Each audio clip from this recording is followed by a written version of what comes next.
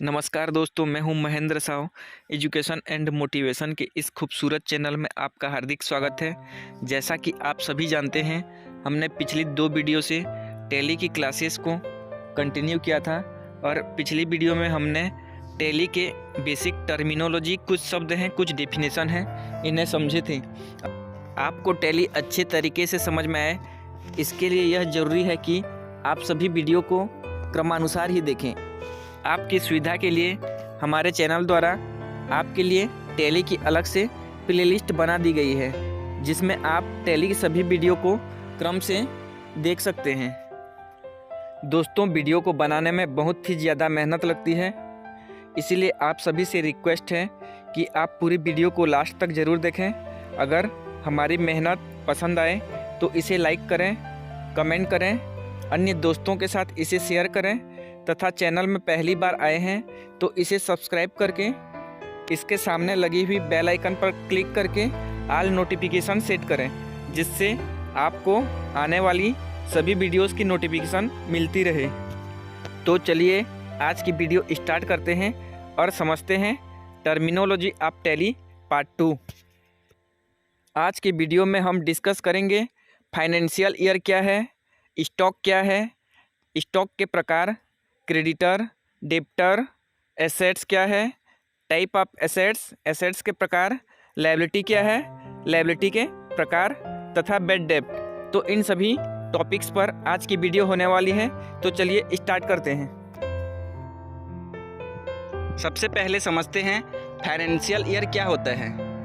किसी बिजनेस में 1 अप्रैल से लेके अगले साल के 31 मार्च तक के समय को फाइनेंशियल ईयर, वित्तीय वर्ष कहा जाता है। जैसे हम अपना नया साल मनाते हैं 1 जनवरी से 31 दिसंबर तक, हमारे लिए ये नया साल होता है। लेकिन बिजनेस में और गवर्नमेंट का जो नया साल होता है, जो वित्तीय वर्ष होता है, वो 1 अप्रैल से स्टार्ट होके अगले साल के 31 मार्च तक वो जाता है। तो जो भी आर्थिक क्रियाएं होती हैं, जो भी रिकॉर्ड वगैरह रखा जाता है, 1 अप्रैल से 31 मार्च तक के डेट का रखा जाता है। आगे समझते हैं स्टॉक क्या होता है। स्टॉक किसी भी व्यवसाय में वर्तमान में हमारे पास जो भी मात्रा में माल उपलब्ध रहता है उसे स्टॉक कहते हैं। जैसे हमारा व्यवसाय यदि मोबाइल का है तो सबसे पहले यदि मानते हैं कि 1 अप्रैल के डेट में हमने अपना व्यवसाय स्टार्ट किया और हमने सबसे पहले 1000 पीस मोबाइल ख़रीदा, तो यदि 6 महीना बाद हमारे पास देखें तो 500 पीस मोबाइल बचा हुआ है, तो यही जो बचा हुआ है वर्तमान में हमारे पास माल, इसी को स्टॉक बोला जाएगा। 500 पीस जो है वो स्टॉक हो जाएगा। इसके टाइप हैं क्लोजिंग स्टॉक और ओपनिंग स्टॉक। क्लोजिंग स्टॉक क्या होता है? जो वित्तीय वर्ष के अंतिम दिन में, जैसे 31 मार्च के डेट में जो भी हमारे पास माल रहेगा वो हमारा क्लोजिंग स्टॉक हो जाएगा। उसके बाद है ओपनिंग स्टॉक।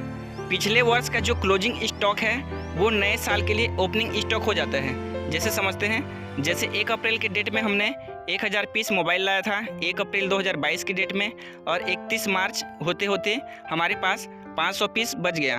तो 500 पीस क्या हो जाएगा? 31 मार्च के डेट में देखेंगे तो वही क्लोजिंग स्टॉक हो जाएगा। और वही अगले दिन, जैसे 1 अप्रैल 2023 नया साल स्टार्ट हो जाएगा बिजनेस का, तो 1 अप्रैल 2023 के डेट में जो 500 पीस मोबाइल है वही ओपनिंग स्टॉक हो जाएगा नए साल के लिए, नए साल 2023 के लिए। आगे समझते हैं क्रेडिटर क्या होते हैं। क्रेडिटर किसी बिजनेस में वह व्यक्ति या संस्था होते हैं जो हमें रुपया उधार या फिर हमें माल उधार बेचते हैं।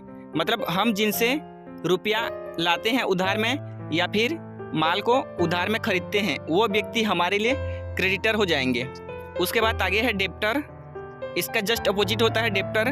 वह व्यक्ति या संस्था जिन्हें हम रुपया उधार में देते हैं या माल उधार में बेचते हैं, वह व्यक्ति हमारे लिए डेब्टर हो जाएगा। क्रेडिटर से माल उधार खरीदेंगे और डेब्टर को माल उधार बेचा जाएगा, या क्रेडिटर से रुपया उधार लाएंगे और डेब्टर को रुपए उधार देंगे। अगर इसमें कन्फ्यूजन होता है तो एक ट्रिक बता रहा हूँ। जैसे क्रेडिटर और डेब्टर, क्रेडिटर का पहला अक्षर है C और डेब्टर उसके बाद उसका पहला अक्षर है D। तो पहले हम बिजनेस में क्या करते हैं, माल को उधार खरीदते हैं, तो जो पहला खरीदा जाएगा तो उसीलिए जिससे खरीदेंगे वो क्रेडिटर हो जाएगा, क्योंकि पहला अक्षर सी आ रहा है तो पहले खरीदेंगे, उसीलिए जिससे खरीदा जाएगा वो क्रेडिटर हो जाएगा। और उसके बाद आगे हमारे प्रक्रिया होती है बेचने की, उसीलिए सी के बाद डी आता है, उसीलिए जिसको बेचेंगे वो डेप्टर हो जाएगा। इसे एक उदाहरण के द्वारा समझते हैं। जैसे यदि राम ने सीता को 500 रुपये का माल बेचा, तो राम बेच रहा है सीता को, तो राम के लिए सीता क्या हो जाएगी? डेप्टर हो जाएगी। लेकिन सीता के लिए राम क्या हो जाएगा? क्रेडिटर हो जाएगा, क्योंकि सीता राम से उधार माल खरीद रही है, तो राम क्रेडिटर हो जाएगा सीता के लिए और सीता डेप्टर हो जाएगी राम के लिए।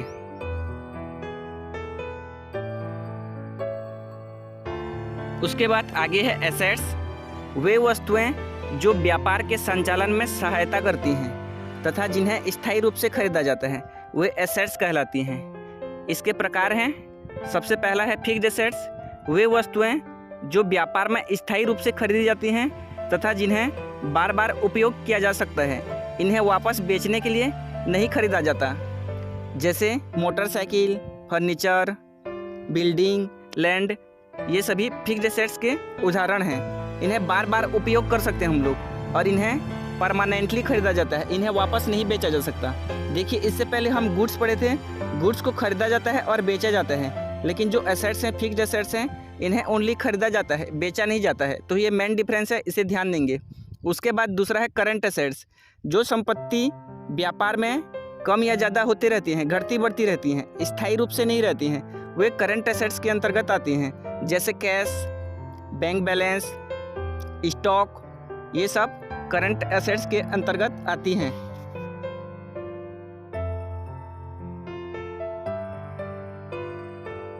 आगे समझते हैं लोन क्या होता है। व्यापार में किसी पार्टी से उधार लेना लोन कहलाता है। इसके दो प्रकार हैं, पहला है सिक्योर्ड लोन, दूसरा है अनसिक्योर्ड लोन।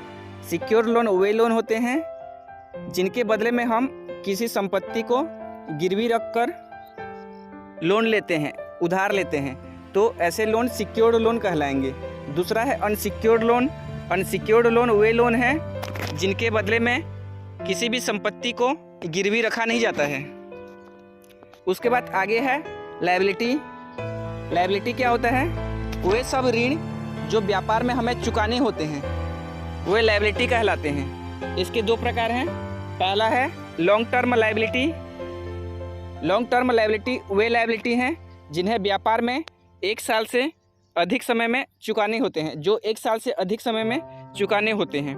दूसरा है शॉर्ट टर्म वे लायबिलिटी, जो 1 साल से कम समय के लिए होते हैं, जो 1 साल से कम समय में चुकाने होते हैं, वे शॉर्ट टर्म लायबिलिटी के अंतर्गत आती हैं। उसके बाद है बैड डेप्ट। उधार दिए गए रकम में से जो राशि हमें नहीं मिल पाती है, वसूल नहीं हो पाती है, उसे बैड डेप्ट कहा जाता है। जैसे यदि हमने 500 रुपये किसी को उधार दिया और उसमें से 300 रुपये ही प्राप्त हुआ, 200 रुपये प्राप्त नहीं हो पाता है, तो जो 200 रुपये प्राप्त नहीं हुआ वही बैड डेप्ट के अंतर्गत आ जाएगा।